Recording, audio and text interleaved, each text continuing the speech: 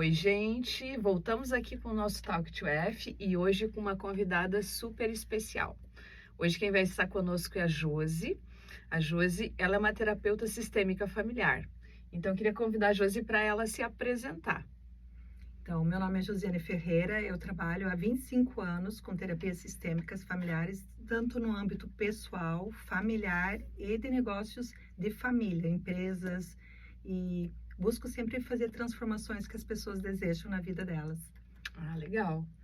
E hoje a gente vai discutir um tema bem importante, que é o merecimento e a permissão para você ser feliz. E o que significa isso na terapia sistêmica, Josi? Então, assim, se a gente fosse para analisar o que é o maior desejo do ser humano, é ser feliz. E quando a gente pensa quais são os padrões de felicidade, você pensa que sempre tem dois caminhos para você ser feliz, e é sempre a gente pensar nos nossos relacionamentos. Então, dentro do meu método, Josiane Ferreira, eu analiso que nós temos relacionamento com o nosso espírito, então, a nossa inteligência espiritual, os nossos relacionamentos familiares e o nosso relacionamento com o dinheiro, com a carreira.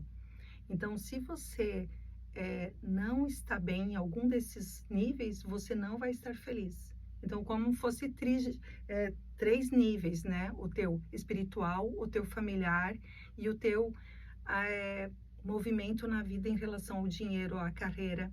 Então, nós precisamos estar sempre pensando que a felicidade ela é um conjunto, não só um fator. E você acredita que hoje, nos tempos de hoje, as pessoas estão realmente buscando essa busca por merecimento ou mais por pertencimento? Olha, a gente sempre, uma necessidade humana é pertencer. Sempre nós buscamos o pertencimento dentro dos grupos, seja na família, no trabalho. Mas, às vezes, o que interfere nesse ingrediente ali da felicidade, do pertencimento, que às vezes a gente quer pertencer à dor e ao sofrimento. Então, vamos imaginar, eu sou filha de uma mulher que não teve um bom casamento, não teve condições financeiras, e eu, de repente, estou prosperando na vida, estou tendo um bom relacionamento. Às vezes, para pertencer, a pessoa tem a tendência de se sabotar. Eu não vou além, porque eu quero pertencer ao meu sistema familiar, ao meu sistema de amigos. Então, às vezes, tem essa questão que gera conflitos. O ser humano gosta de se sentir pertencente a algo, sentir importante, incluído dentro do seu ecossistema. Sim, só que às vezes para você ser incluído, você precisa analisar qual que é a tua ambiência. Então vamos imaginar que a tua ambiência está te levando para além, para você melhorar como pessoa, como ser humano. Ou a tua ambiência está te falando para você ficar naquele padrão que já existe. Então, por isso que é necessário você analisar qual o ambiente que você está, que pessoas que você está convivendo, para analisar se você está buscando se enquadrar em que padrão. Ô, Josi, isso também tem um pouco a ver com as crenças, né? As nossas crenças limitantes. Isso está envolvido, está relacionado a isso também, né? Sim, as crenças, elas são criadas desde quando nós somos bebês. O que a gente ouviu na nossa casa, nossa família, na escola, na igreja. Então, de repente, você vai numa igreja e falam para você que ser feliz é você agir de tal maneira. E aí você vai dizer, poxa, mas para mim participar daquela igreja eu tenho que agir daquela maneira. Ou da família, para você ser feliz você tem que agir daquela maneira. Então todas as pessoas elas vão querer colocar as crenças delas quase como você colocasse dentro de uma caixinha, dizendo, ó, o mundo é essa caixinha. E o que nós precisamos fazer é ampliar nossa consciência. Será que é só assim que a vida é? Será que é só assim que a gente pensa? Ou a gente pode pensar diferente? Então, eu sempre convido as pessoas que estão comigo questionarem, será que você não pode pensar um pouquinho diferente? Agir um pouco diferente, sair e ver um mundo diferente?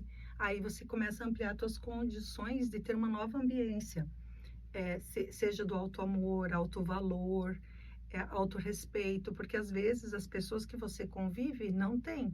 E aí você vai viver com outros tipos de pessoas, você vai descobrir um mundo novo. E uma coisa, Josi, por que muitas pessoas acreditam não ser merecedoras de algumas coisas? Por exemplo, assim, não se sentem preparadas para merecer aquilo, preparadas para aquele novo. Por que que a gente vem com isso? Tem uma frase que eu gosto de explicar que às vezes nós somos mais fiéis do que livres. Então, às vezes Interessante. existe uma fidelidade, Num pacto que tu fez em algum um momento. pacto, algum pacto. Então, assim, vamos pensar, a minha irmã não é feliz, mas eu fiz um pacto que nós vamos ser sempre amigas. E aí eu posso me sentir traindo a minha irmã porque ela está no estado e eu estou passando. E isso pode ser a mulher na autoestima dela, nos negócios que ela está prosperando, numa carreira. Então, às vezes, a gente quer ser fiel a um irmão, a uma mãe, a uma amiga. Porque às vezes eu conheço pessoas que elas prosperaram e alavancaram carreiras e tudo mais, mas elas ainda se sentem culpadas porque a família, muitas vezes, não alcançou, não chegou nesse nível, né? E aí vem uma culpa. Sempre elas estão, né, parece que devendo alguma coisa. Isso, o sentimento de culpa é o que mais paralisa as pessoas. É até interessante contar que teve uma moça que ela disse: Josi, eu tenho dinheiro para comprar um carro, mas eu me culpo porque a minha irmã está com câncer. Como que eu vou comprar esse carro, andar em Balneário Camboriú, que seria um carro de luxo, e a minha irmã está em tratamento em São Paulo? Aí eu peguei e falei assim: o que te impede de você ser feliz? Daí ele disse: mas porque ela está infeliz? E aí tem uma técnica que é bem interessante falar, que é assim: eu sou eu e você é você. Eu amo você, mas você tem o teu caminho e eu tenho o meu. Então, às vezes, a gente se mistura, às vezes na família ou com amigos, a gente até com o marido, a gente tem que, às vezes, entender que cada um é cada um e não se misturar tanto com os fracassos, as dores, os sofrimentos, as doenças das outras pessoas. Às vezes, a gente acha que amor é sofrer, amor é estar junto, mas não é. Ô, Josi, e como é que a pessoa pode identificar isso nela, que talvez ela está se auto-sabotando? Você começa a analisar os seus resultados na vida. Todo mundo precisa ter autoconhecimento e começar a olhar para si mesmo e pensar assim: como que eu me sinto quando eu estou tendo um sucesso ou estou num relacionamento maravilhoso para contar para minha família? Como que eu me sinto contar para as pessoas que eu estou tendo sucesso na carreira? Se você tem medo, se você tem vergonha, insegurança, porque eles vão se sentir mal, é porque você não está seguro de si mesmo. Porque você não ainda se posicionou. Tudo que a gente está falando aqui é posicionamento. Então, felicidade, merecimento, autorização envolve do posicionamento. Eu mereço o mais. Eu não vou viver com uma vida escassa. Só que a gente é educado para, às vezes, para uma filosofia que ser humilde é ser bom. E aí bagunça a nossa cabeça toda, né? Porque aí vem uma mistura de sentimentos, né? Será que eu mereço? Será que eu posso, né? Será que eu estou preparado? Como que as pessoas vão reagir a isso? Como elas vão aceitar isso? Então, eu fico sempre pensando na resposta do outro, como o outro vai reagir às minhas decisões, muitas vezes, né? Isso. Eu sempre digo que para a gente ser feliz, a gente tem que ser um pouquinho egoísta. E pensar assim: o que é bom para mim? Não que eu estou dizendo que a gente, quando eu falo um pouquinho egoísta, é você pensar assim: como que eu vou me colocar em primeiro lugar?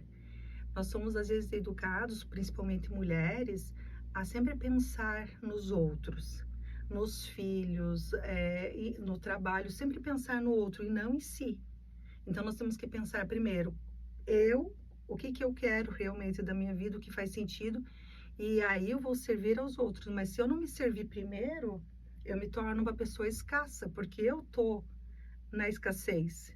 Eu dou para tudo que eu tenho para os outros, mas eu fico escassa. Então, por isso que muitas mulheres têm problema da autoestima, alto valor, porque ela se sente esgotada, porque ela dá para todo mundo. Atenção, trabalho, várias coisas. Eu estou colocando na metáfora dar. Mas a vida é dar e receber. Então, para você se sentir merecedor, você tem que entender, seja no relacionamento ou no trabalho, toda relação é dar e receber. Você tem que estar aberto para receber o melhor.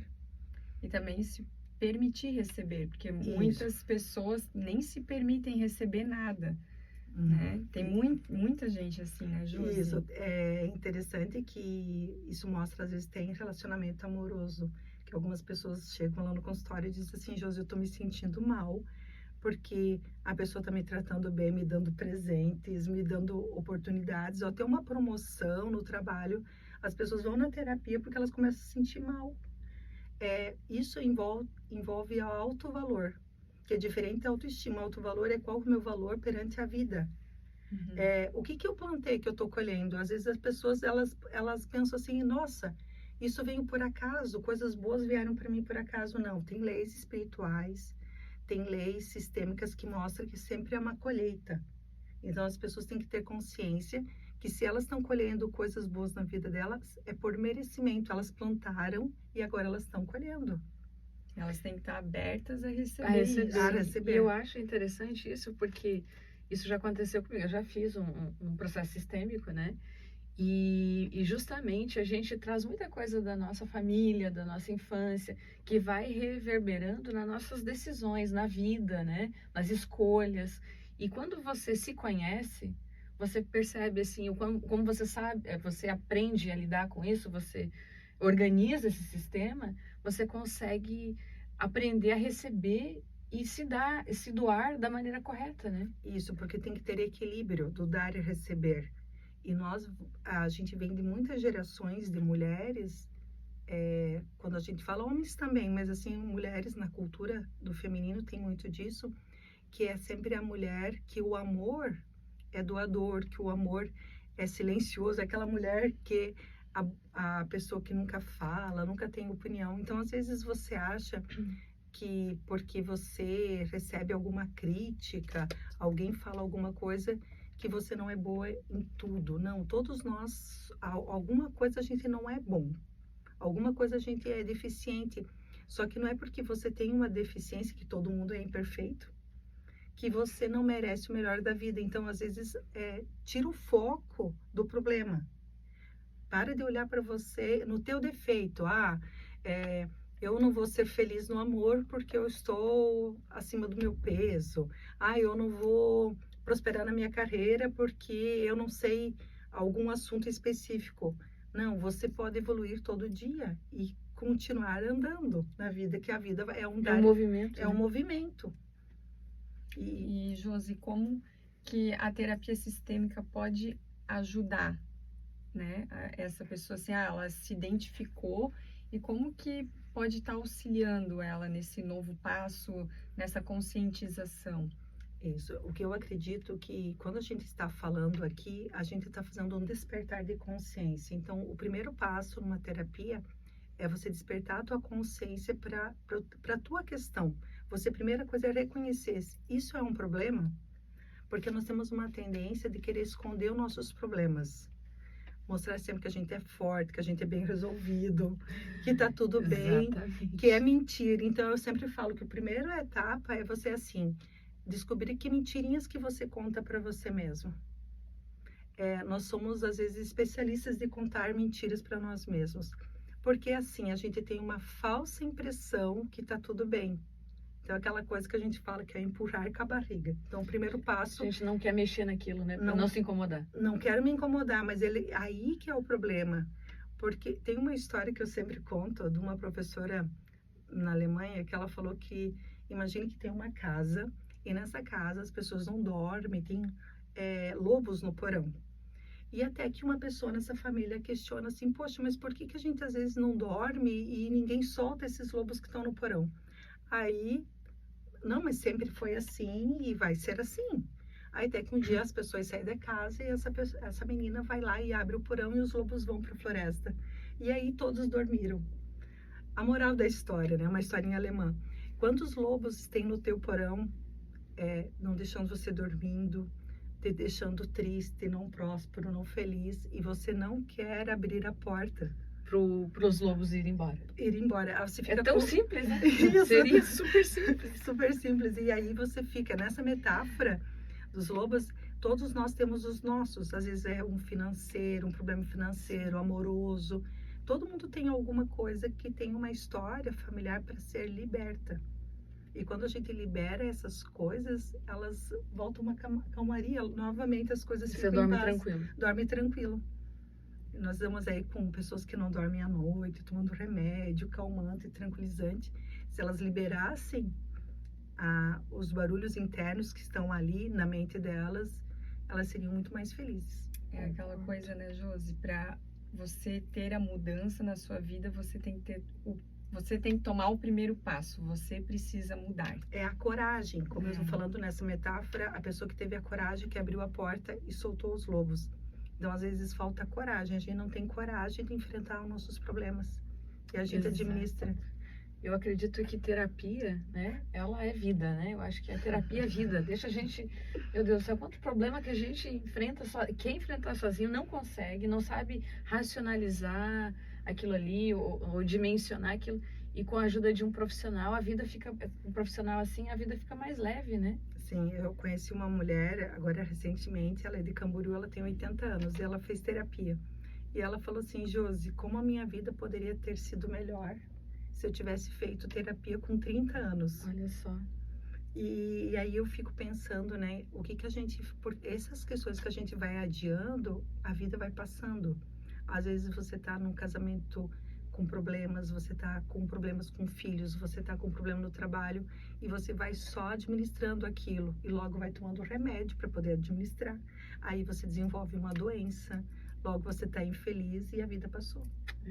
Exatamente. E por isso que então a gente tem que pensar, eu mereço o melhor agora. Não adiar, não ficar adiando, sempre achando que um dia eu vou resolver isso. A vida passa e você vai administrando problemas. Verdade.